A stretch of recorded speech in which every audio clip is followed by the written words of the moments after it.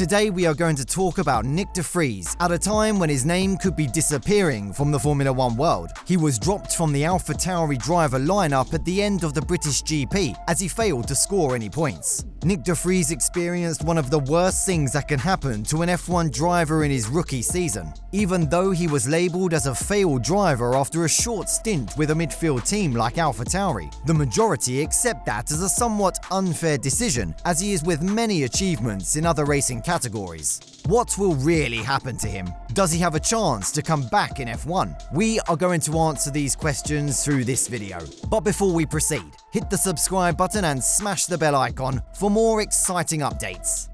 Nyck De Vries was the 2020 to 2021 Formula E champion with Mercedes EQ Formula E team, which is a rival racing brand of Red Bull in the Formula 1 arena. He moved to the Formula E championship as he didn't get an opportunity at Formula 1 after becoming the 2019 Formula 2 champion. He enjoyed some success in endurance racing as well as during the 2018 edition. Overall, the Dutchman performed well in all the opportunities that he got as a racing driver, being a regular race winner as well as a champion. The 28-year-old Dutch racing driver was able to catch the attention of several Formula 1 teams, with a points finish in his debut race as a stand-in driver for Alexander Albon during the 2022 Italian Grand Prix. The Williams FW44, which was used by De Vries for that race, was never competitive throughout the season, but his performance in that race was very impressive.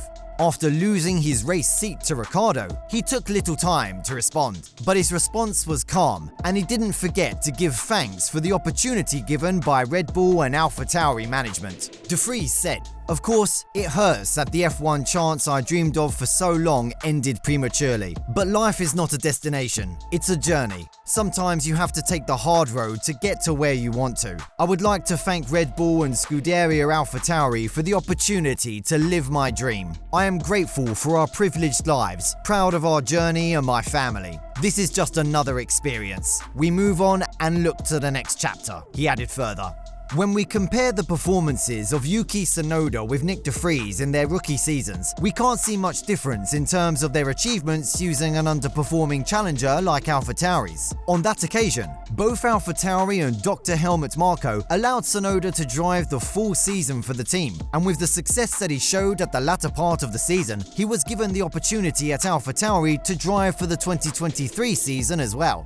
Red Bull is not in an unnecessary hurry to search for a driving option to replace Max Verstappen and Sergio Perez, as both are performing well as number 1 and 2 in the current championship standings overall, despite there being a little decline of Perez in qualifying sessions. As a wingman, Perez is performing more than enough, as Verstappen is clearly on his way to the 3rd title. Then, why were they in so much hurry to replace a young, talented driver like De Vries with a driver like Ricciardo, who failed over 2 seasons at a team like McLaren and was fired even before expiring his contract? Even though Red Bull management added Ricciardo to the AlphaTauri driver lineup, it is clear that they are looking for options like Norris or Leclerc to replace Perez other than Ricciardo, with potential rumours.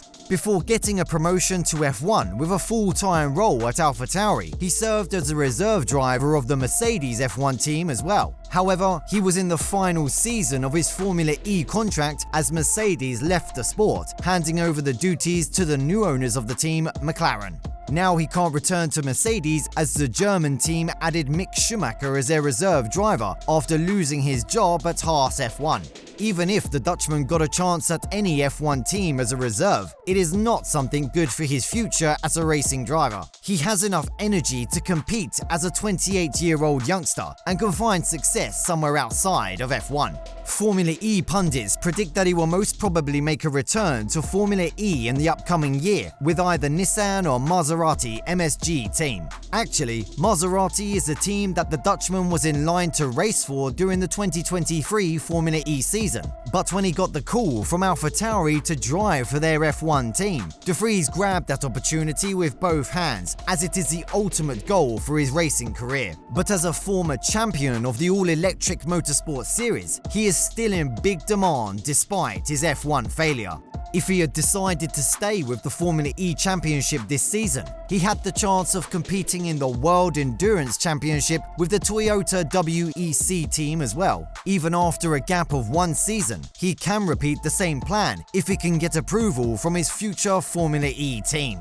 This will be a matter only if he joins the Nissan team, as Toyota is their biggest rival in the Japanese automobile market. Nissan has the chance of adding De Vries to their lineup as Norman Nato's deal comes to an end this summer. But the chance of joining with Maserati is somewhat slim, as Edoardo Mortara is already under contract, and Maximilian Günther, whose contract is expiring this season, has brought Maserati the majority of its points this season and its first win. It would be unfair to drop Günther in place of De Vries. That means it will be difficult for him to attach exactly to his original plan of the 2023 season, but will surely get an opportunity at Formula E. If everything goes well, we can see him driving for both Formula E and the WEC series, where he has already proved himself as a successful driver. He can think about a Formula 1 return at the end of the 2025 season, as many changes are set to happen before the beginning of the 2026 season.